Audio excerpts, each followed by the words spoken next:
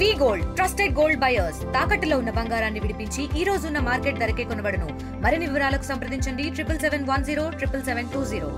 ఇక మన భూభారతి ఆనాటి ధరణితో వచ్చిన కష్టాలు తెప్పల్లో ఇబ్బందులు ఆనాటి దొరవారు 4 గోడల మధ్య 4 వ్యక్తులు వారి స్వార్థం కోసం తయారు చేసింది ధరణి అయితే ఈ భూభారతి పేదవాడి కోసం లక్షలాది మంది ప్రజల అభిప్రాయాలను సేకరించి వారి అభిప్రాయాలకు అనుగుణంగా దేశవ్యాప్తంగా 18 రాష్ట్రాల్లోని అనేక చట్టాలని క్షుణ్ణంగా పరిశీలించి వాటిలో ఉన్న మంచినంతా సేకరించి అసెంబ్లీలో ఒక చట్టం రూపంలో దాన్ని ప్రవేశపెట్టి తర్వాత మళ్లీ ప్రజలతో చర్చించి మేధావుల అనుభవాన్ని రంగరించి అద్భుతంగా తీర్చిదిద్ది దేశంలోనే ఒక రోల్ మోడల్ రెవెన్యూ చట్టం అంటే అది తెలంగాణలోని భూభారతి 2025 చట్టాన్ని గౌరవ ముఖ్యమంత్రి రేవంత్ రెడ్డి గారి సూచనలతో అధికారులు అనధికారులు అనేక మంది మేధావులు తయారు చేసిన ప్రతి వ్యక్తికి ఒక చుట్టములా ఉండే మన ఈ భూభారతి చట్టం ఈనాడు తెలంగాణ ప్రజలకి గౌరవ ముఖ్యమంత్రి రేవంత్ రెడ్డి గారి చేతుల మీదుగా గత నెల 14వ తారీఖు నాడు మహానుభావుడు డాక్టర్ బిఆర్ అంబేద్కర్ గారి జయంతిని పురస్కరించుకొని తెలంగాణ రాష్ట్ర ప్రజలకి అంకితం చేసిన లగాయితు మొదటి విడత పైలట్ గా రాష్ట్రంలో 4 జిల్లాలలో 4 మండలాలని ప్రజల వద్దకే రెవెన్యూ గ్రామాలకే రెవెన్యూ వ్యవస్థని ఎంఆర్ఓ స్థాయి అధికారుల్ని వారి టీముని పంపించి అప్లికేషన్తో సహా ప్రభుత్వమే రెవెన్యూ గ్రామాలకు పంపించి వారి సమస్యలని ఆ అప్లికేషన్ మీద టిక్కు పెడితే అక్కడికక్కడ పరిష్కరించేవి కొన్ని ఉంటే మరికొన్ని ఎంఆర్ఓ ఆఫీసులో కూర్చొని పరిష్కరించేవి మరికొన్ని ఉంటే సర్వే చేసి పరిష్కరించేవి కొన్నుంటే ఇలా మొదట 4 మండలాలలో సుమారు 13,000 అప్లికేషన్లు వచ్చాయి.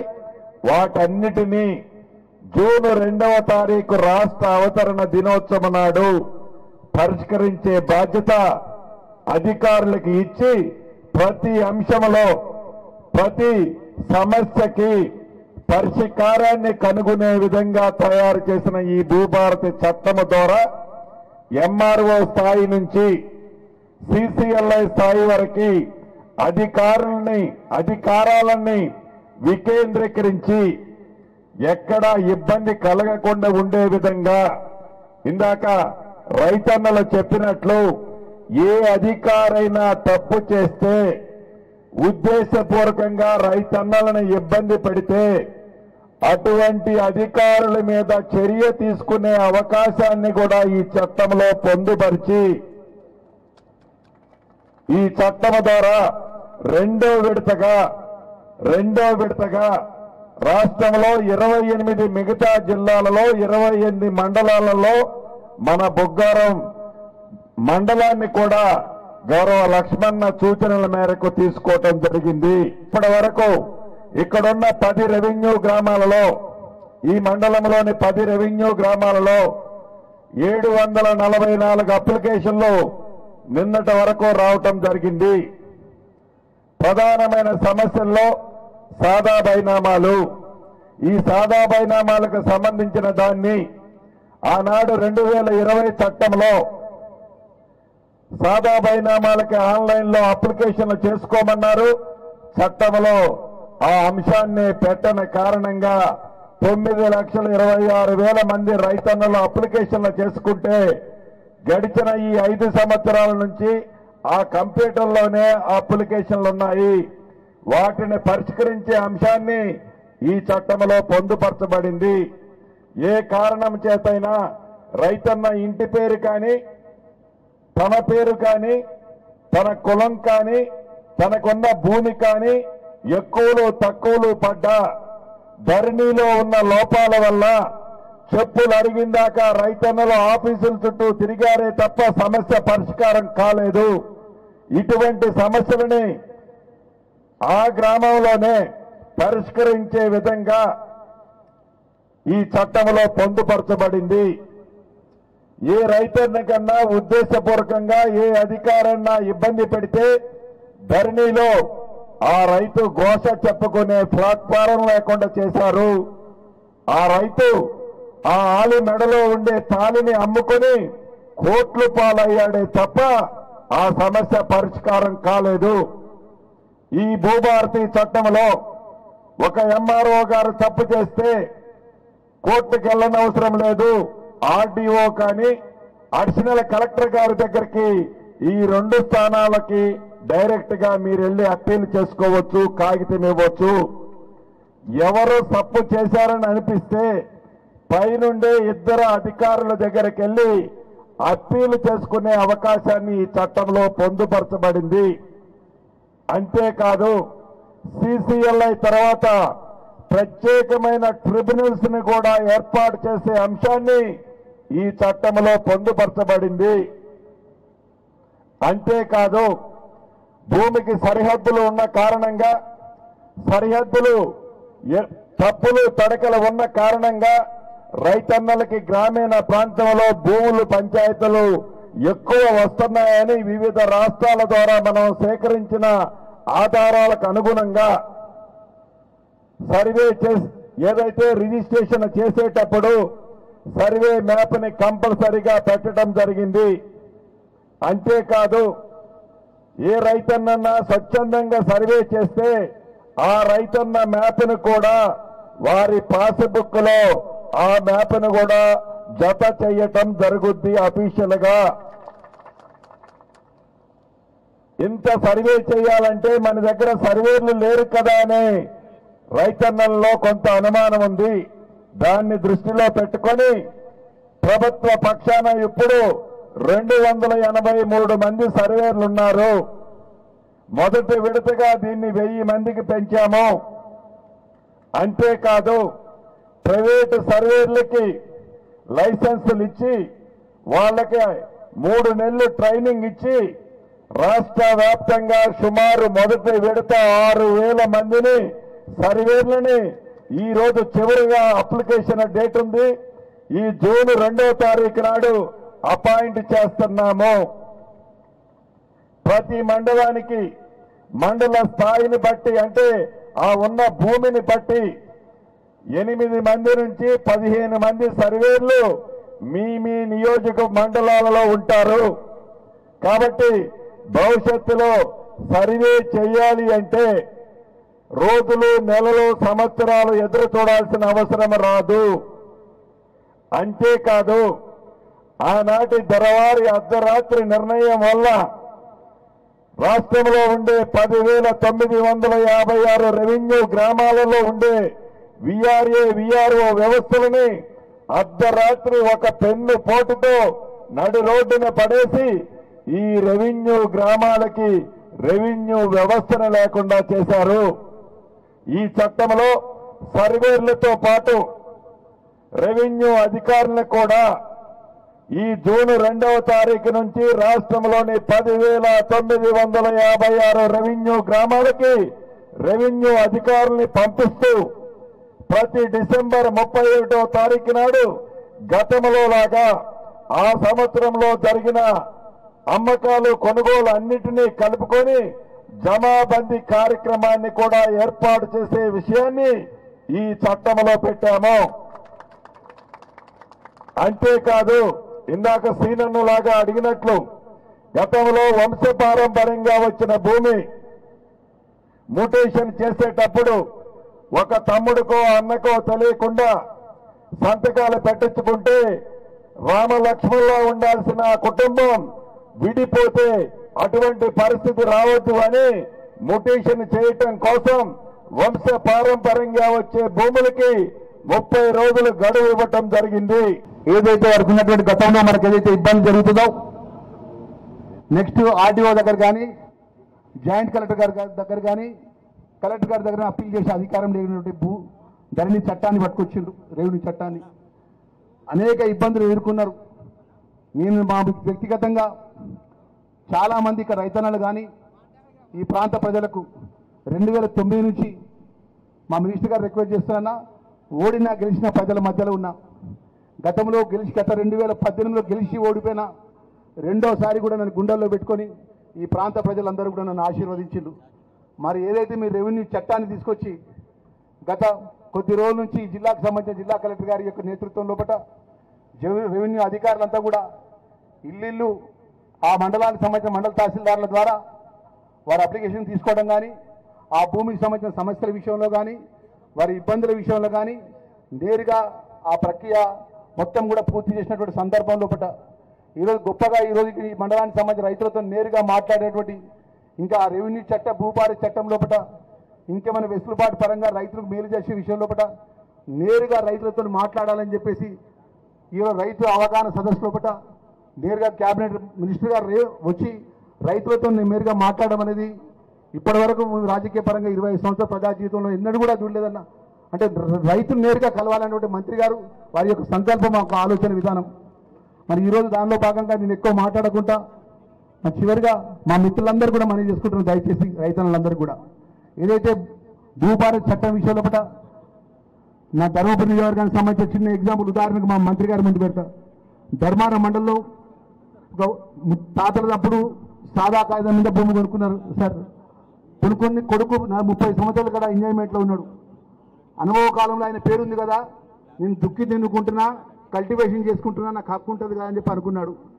ఆ రోజునటువంటి రాచరిక పరిపాలన, గడిలో పరిపాలనటువంటి మాజీ ముఖ్యమంత్రి కేసీఆర్ యొక్క నేతృత్వంలో పట ధరణి అనే ఒక భూతాన్ని పట్టుకొచ్చి ఆ అనుభవ కాలాన్ని మొత్తం తీసివేసినారు. తీసివేసినాక ధర్మారం మండలం ఉన్నటువంటి అత్యంత ఖరీదు గల 30 సంవత్సరాల కంటే చాలా ఖరీదు గల భూములు ఏర్పడ్డాయి అక్కడ. ఆ ఆసామి పోయి హైదరాబాద్లోని కొడుకు దగ్గర పోయి మీ తండ్రి గారు మీ తాతగారు సంతకం పెట్టిన సాదా కాగితం ఇచ్చినారు, నాకు అనుభవ కాలం పోయింది, నేను నా పిల్లలకు పట్టా చేయాలంటే ఇబ్బంది అవుతుంది, రిజిస్టర్ డాక్యుమెంట్ చేయాలంటే ఇబ్బంది అవుతుంది, దయచేసి మీరు కాలంలో మీరు వచ్చిన ధరలో మీరు వచ్చి రిజిస్ట్రేషన్ చేయాలని చెప్పేసి అక్కడ ఉన్నటువంటి భూస్వాములను హైదరాబాద్ పోయి అడిగితే మేము ఎట్టి పరిస్థితుల్లో వచ్చేది ఉండదు, ఇప్పుడున్న మార్కెట్ రేట్ ప్రకారం డబ్బులు కడితే తప్ప మేము రిజిస్ట్రేషన్ ఆఫీస్ రామన్న విషయం లోపల మన ఆపోజిషన్ పార్టీ నాయకుడిగా నా దగ్గరకు వచ్చి నన్న ఇట్లా ఉన్నది అంటే నేను కూడా వారిని రిక్వెస్ట్ చేసిన. పేదవాళ్ళు రూపాయి కష్టపడి తాతలు తండ్రుల నుంచి రూపాయి కష్టపడి ఆ భూమిని వాళ్ళు 30 సంవత్సరాలు సాగు చేసుకుంటున్నారు. మొత్తం ఆ ఊరు గ్రామాల ప్రజలందరూ కూడా తెలుసు.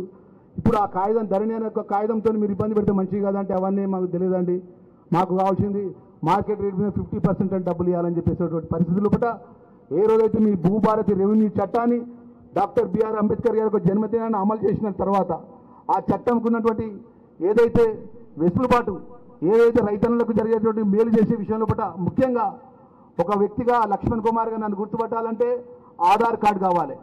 ఆధార్ కార్డు ద్వారా Adduru Lakshman Kumar son of Nagaiah reason of Dharmapuri ఏ విధంగా ఆధార్ కార్డు మన జాతీయ స్థాయిలో మనల్ని గుర్తుపట్టే విధంగా భూధార అనే ఒక కార్డు పట్టుకొచ్చే విషయంలో పట్ల ఆ సంకల్పం గొప్ప సంకల్పం అన్న. దాంట్లో మ్యాప్ కూడా పెడుతున్నాను. దాంట్లో నేను ఒక జిల్లా పరిషత్ చైర్పర్సన్గా పనిచేసినాను కాబట్టి పూర్తిగా ఈ చట్టాన్ని చదివిన విషయంలో పట్ల ఏ ఒక్క రైతు కూడా ఇబ్బంది జరగకుండా ప్రక్షాళన జరిగి ఆ రైతుకు రైతు పిల్లలకు కూడా పూర్తి హక్కు ఉండే విధంగా ఆ రెవెన్యూ చట్టాన్ని తీసుకొచ్చినందుకు మరొక్కసారి మనస్ఫూర్తిగా ధర్మపురి నియోజకవర్గ ప్రజల పక్షాన రైతుల పక్షాన మనస్ఫూర్తిగా వారి ధన్యవాదాలు తెలియజేసుకుంటూ ఈ రోజు మనకి ఇక్కడ భూభారతి సంబంధించి పైలట్ ప్రాజెక్ట్ పరంగా కూడా మనకి ఆనరబుల్ శాఖ మంత్రులు రెవెన్యూ శాఖ మంత్రులు రావడం జరిగింది. భూభారతి గురించి sir with permission I just speak 1-2 minutes. మనకి భూభారతి చట్టం అనేది మనం తీసుకురావడం జరిగింది.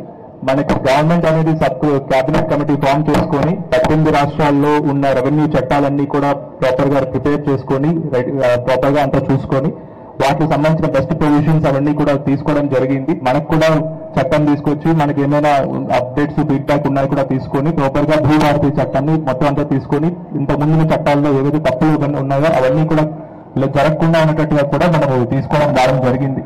మనం 20 మండల్స్ లో కూడా ప్రతి మండల్లో కూడా మనకి ఈ రెవెన్యూ సర్వీసులు అవన్నీ మొత్తం 10 రెవెన్యూ విలేజెస్ గాను 9 విలేజెస్ లో సుమారుగా 844 అప్లికేషన్స్ అవన్నీ రావడం జరిగినాయి సార్. మొత్తం 298 అప్లికేషన్స్ ఆదా బైనామావి మిగతా డిఫరెంట్ ప్రొవిజన్స్ లో వచ్చాయి సార్. ఇది కాకుండా మనకి భూభారతి చట్టంలో కూడా ఒక సమ్మరీ చెప్పడం అంటే అందులో మనకి మోస్ట్ ఇంపార్టెంట్ గా కూడా ఏదైతే మనకి గ్రామ రెవెన్యూ వ్యవస్థ ఏదైతే ఉందో విఆర్ఓ వ్యవస్థ అనేది ఏదైతే ముందు బంద్ అయిందో అవన్నీ సాదా బైనామా అప్లికేషన్లు ఏవైతే 2020 సంవత్సరంలో వచ్చాయో సుమారుగా 10 లక్షల అప్లికేషన్లు అవి కూడా మనకి చట్టంలో ప్రొవిజన్ లో పెట్టుకోవడం జరిగింది. సో ఈ విత్ డ్యూ టైం అవి కూడా మొత్తం అన్ని కూడా మనం క్లియర్ చేయబోతా ఉన్నాం. అలాగే మనకి రికార్డ్ ఆఫ్ రైట్స్ లో కానీ ఏమైనా రికార్డ్స్ లో ఏమైనా తప్పులు జరిగినా ఒప్పులు జరిగినా కూడా ముందున్న చట్టాల్లో మనం కోర్టుకి వెళ్లాల్సి ఉంటుంది. సో ఈసారి అలా కాకుండా మనకి అపీల్ ప్రొవిజన్స్ అనేది పెట్టుకోవడం జరిగింది. తహసీల్దార్ లెవెల్లో డిసిషన్ తీసుకుంటే ఆర్డీఓకి అండ్ కలెక్టర్ కి, ఆర్డీఓ లెవెల్లో డిసిషన్ తీసుకుంటే కలెక్టర్ అండ్ సీసీఎల్ఏ లెవెల్లో మన అపీల్ ప్రొవిజన్స్ కూడా పెట్టుకోవడం జరిగింది. మోస్ట్ ఇంపార్టెంట్లీ ఇంత ముందు చట్టాల్లో ఏదైతే మనకి ఎంక్వైరీ ప్రొవిజన్స్ అయితే లేవో అవన్నీ కూడా తీసేసి మొత్తం ప్రాపర్ గా ఎంక్వైరీ చేసుకున్న తర్వాత మాత్రమే మనం డెసిషన్ తీసుకునే సదుపాయం కూడా కల్పించుకోవడం జరిగింది భూభారతి చట్టంలో. దీనివల్ల ఏదైతే మన సక్సెషన్ మాడ్యూల్స్ లో కానీ డిఫరెంట్ మాడ్యూల్స్ లో మనకి ఏదైతే గ్రౌండ్ లెవెల్ ఇష్యూస్ వస్తా ఉన్నాయో అవన్నీ కూడా మనకి భూభారతి చట్టంలో అవన్నీ రాకున్నా కూడా పకడ్బందీగా ప్లాన్ చేసుకోవడం ఇవన్నీ కూడా మనకి మొత్తం జరుగుతూ ఉన్నాయండి.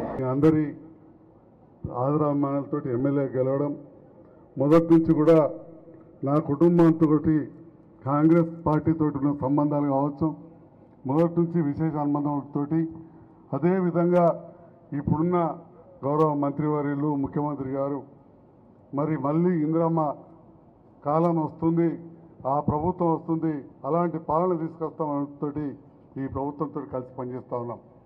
నేను 1974-75 ఆ ప్రాంతంలో జగిత్యాలలో చదువుకున్నా కాబట్టి అప్పుడు నేను 8th 9th క్లాస్. అప్పుడు ఇందిరమ్మ ఇండ్ల శంకుస్థాపనకు అప్పటి ఇండ్ల మంత్రి స్థానిక మంత్రులు వచ్చి శంకుస్థాపన చేస్తే మా సొంత ఊర్లో అప్పుడు పాల్గొన్న అప్పటి ఇందిరమ్మ ఇండ్లు ఇప్పటి వరకు కూడా ఉన్నాయని చెప్పి ఈ సందర్భంగా తెలియజేస్తున్నాం. మళ్ళీ ఆ తర్వాత కొంత జరిగినా కానీ ఈ స్థాయిలో ఈనాడు కూడా జరగలేదు. మరి ఒక గృహ నిర్మాణ శాఖ మంత్రిగా ఒక పకడ్బందీగా గౌరవ పెద్దలు శ్రీ శ్రీనివాసరెడ్డి గారు చాలా గొప్పగా ఈ కార్యక్రమాన్ని ముందరు తీసుకెళ్తా ఉన్నారు.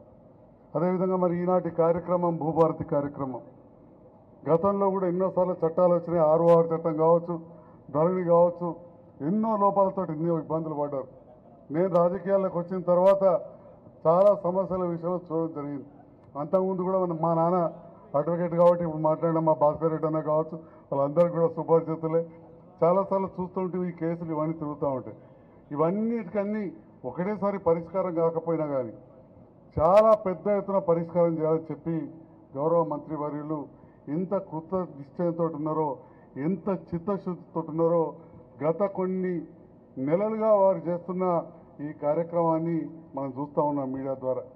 మరి మీరందరూ గెలిపించిన శాసనసభ్యునిగా ఈ భూభారతి చట్టాన్ని అసెంబ్లీలో ప్రవేశపెట్టినప్పుడు నాకు కూడా మద్దతు తెలిపే అవకాశం ఇచ్చినందుకు కూడా ఈ ప్రాంత ప్రజలకు, జగిత్యాల ప్రజలకు చేతులెత్తి నమస్కారం తెలియజేస్తా ఉన్నాం. నిన్న జగిత్యాలలో 4 జిల్లాల కలెక్టర్లతోటి గౌరవ మంత్రి గారు వారు చెప్పడం కలెక్టర్లు రాసుకోవడం కాదు, కలెక్టర్లు ఏ రకంగా అయితే ఈ పైలట్ ప్రాజెక్టులు తీసుకుని మండలాలలో ప్రజల నుంచి సమస్యలు తెలుసుకున్నారో ఒక్కొక్క జిల్లాలో ఆ మండలాల్లో గ్రామాల్లో ఎలాంటి వినతి పత్రాలు వచ్చాయని చెప్పి దాదాపు 4 గంటల పాటు వారు చెప్పింది వినుకుంటూ మినిట్స్ నోట్ చేసుకుంటూ వారికి తెలియని కొన్ని సలహాలు ఇచ్చుకుంటూ అంత డీప్గా అంత లోతుగా అధ్యయనం చేస్తూ వారి చట్టాన్ని తీసుకురావడానికి రేపు రూల్స్ ఫ్రేమ్ చేయడానికి ప్రయత్నం చేస్తున్న విషయాన్ని నేను గమనించి రైతులందరి పక్షాన నేను గౌరవ మంత్రి వర్లకు హృదయపూర్వక ధన్యవాదాలు తెలియజేస్తా ఉన్నా. మరి వారికి చాలా కార్యక్రమాలు ఉన్నాయి. మన కోసం అంత దూరం నుంచి వచ్చిండ్రు, పొద్దున్నే రెడీ అయినరు, కానీ మనకు వర్షం పడ్డది, దానివల్ల కొంత లేట్ అయింది. For latest updates on India Pakistan, download RTV Live app.